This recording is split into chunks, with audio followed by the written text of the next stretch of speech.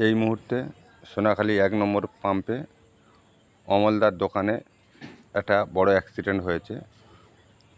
207 pickup বল্লি load করে আসছিল, আসার পথে ডিসব্যালেন্স হয়ে গিয়ে বড় একটা দুর্ঘটনা ঘটে গেছে। দোকানের ফ্রিজ সব সামনের যা পজিশন ছিল সব উড়ে চলে গেছে, দেখা পাচ্ছেন। সেই ভিডিওটি আমি দেখাচ্ছি এখন, আপনারা দেখতে থাকেন। এই লোকজন এখনও এখানে ভর্তি আছে, পুলিশ প্রশাসন সবাই আছে।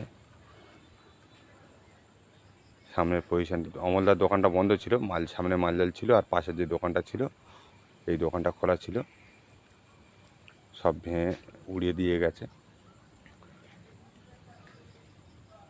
গাড়িটি নিয়ে থানায় চলে যাওয়া হয়েছে।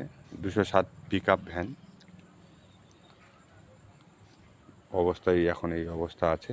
এই মুহূর্তের খবর আপনাদের মাঝে দিলাম, আপনারা দেখুন অবস্থা। হ্যাঁ দেখুন এই অবস্থা হয়ে গেছে।